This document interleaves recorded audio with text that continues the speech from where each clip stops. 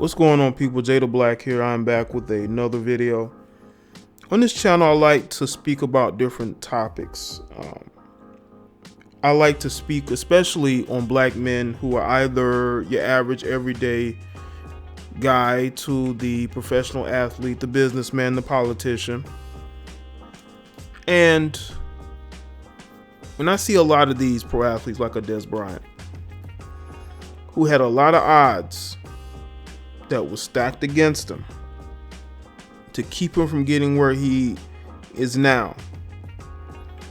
You know, his family life, his situation with his mother and family members, his own, behavior, so to speak. You would have to say he was a success. And the fact that he was able to change, he was able to grow, he was able to mature, speaks volumes. Well, he was released by the Dallas Cowboys. And from what was being said by all of the so-called experts, this is why these people are nothing more than guessers. All they do is guess, because a lot of them were speaking about the situation with Dez Bryant and Dallas Cowboys as if it was all about money. Here and there you will hear talk about his production and how it was down, but nobody really thought that the Cowboys would sign off on releasing him, especially not Jerry Jones. Jerry Jones saw him as like the next Michael Irvin. Like, he loved Dez Bryant as a player. But,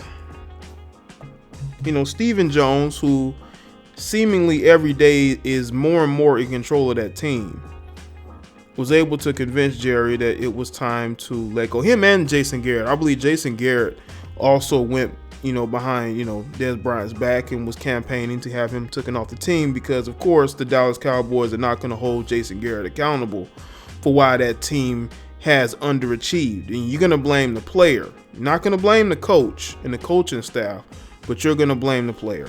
We're going to see how the Cowboys do next season, okay? We're going to see how Dak Prescott progresses because he regressed, He had no issues with Dez Bryant his rookie year, but he had issues throwing to him his second year in the system. But anyway. And it seemingly seems to me that they were always trying to get rid of Dez Bryant.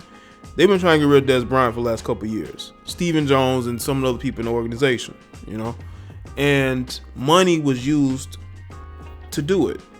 And the crazy thing is that they went out and signed wide receivers. So obviously they didn't need money that bad if they went out and signed wide receivers while they still had Dez Bryant under contract. So that was a telltale sign they were looking to push him out the door. Okay?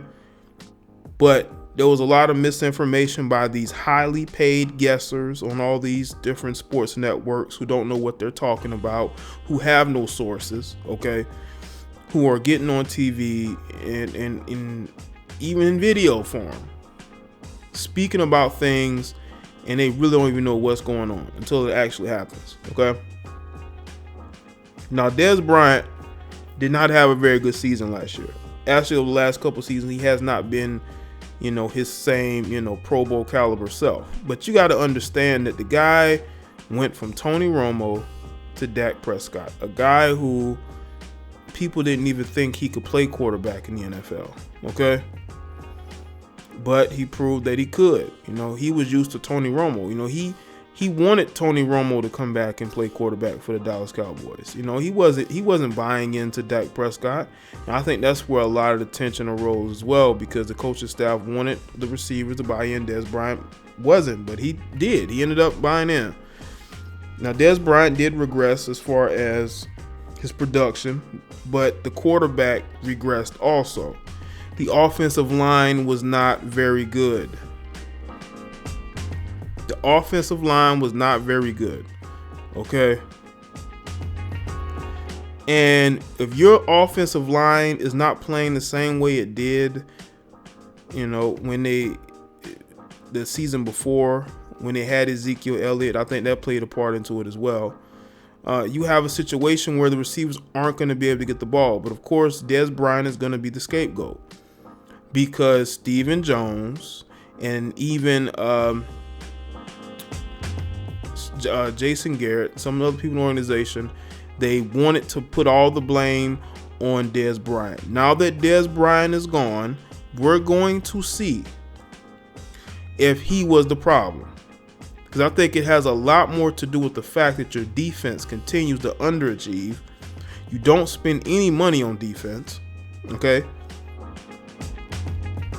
You basically missed on your offensive line. You had departures. You didn't bring in guys who could replace those guys. Because you got 3 solid players on the offensive line, and you just put in some backups, backups who aren't going to cost much, and those guys ended up not playing as well as the guys before them did, And you also got to understand Dak Prescott had a sophomore slump, and that is being blamed on Dez Bryant once again, And I just feel like you got a lot of Cowboys fans in the media. You got a lot of Cowboys fans on social media who look to blame everybody but the coach. Okay? Jason Garrett has been there how long? And how much underachieving have they done? When this Dez Bryant situation, I expect nothing less from Jerry Jones. This is the guy who refused to release Tony Romo because he did not want Tony Romo to go to a rival team. He wanted Tony Romo to retire as a Cowboy. So this is the type of organization that we're dealing with. Okay? And looking at the NFC East, I don't know how releasing Dez Bryant is going to help. Now they're making these excuses that Dez Bryant wouldn't have taken a pay cut. You didn't ask him to take a pay cut. But looking at the NFC East, good luck, Dallas Cowboys, because I don't see you getting past the Philadelphia Eagles. They won the Super Bowl with a backup quarterback, okay? And they have an offensive-minded head coach. And in just a couple of seasons, he got his team to the Super Bowl. Jason Garrett has been with the Dallas Cowboys for how long? And they have underachieved. They have barely, what they've gotten, they haven't, they won 1 playoff game, I believe. But they've been underachievers, okay? They've done nothing. But look at the Eagles. The Giants are going to be I don't see the Giants doing much. But look at the Redskins. They have a new quarterback. They got the same coach. I think the Redskins do a very good job scoring points.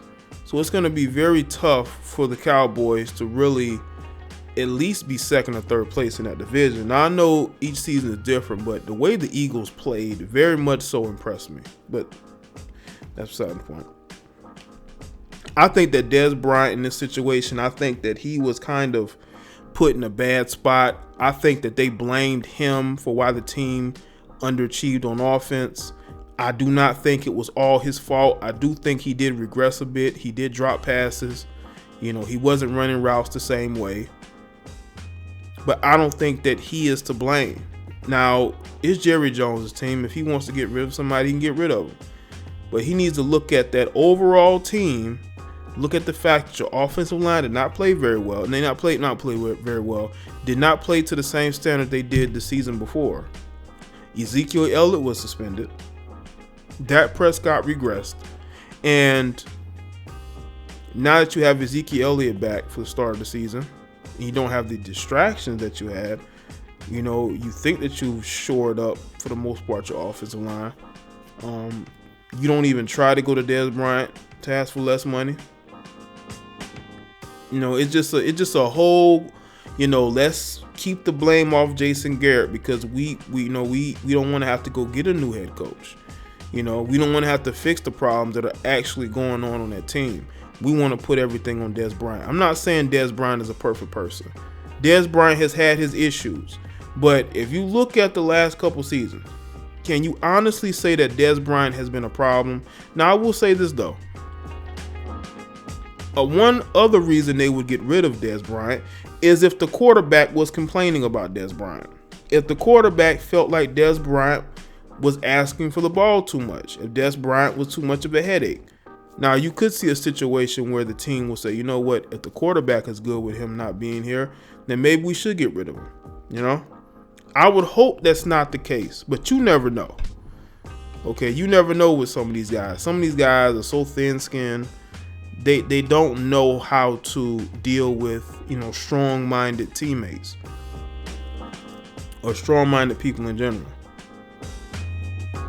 But still, if you look at their roster, Dez Bryant was still their best wide receiver. Now they brought in 2 other wide receivers, and they better hope they still have the same chemistry, because there's a reason why the Jacksonville Jaguars let Allen Hurns go. Okay, they could have re-signed him if they wanted to. I'm pretty, you know what I'm saying, but they didn't. I'm pretty sure they had the money to. They didn't. They let him go. So if they didn't think that much of him and you brought him in, you think he's really going to be able to be a top flight #1 receiver? I don't know. But let me know what y'all think in the comment section below. Let me know your thoughts. And make sure you like the video, share it if you like the commentary. If you do not, it is what it is.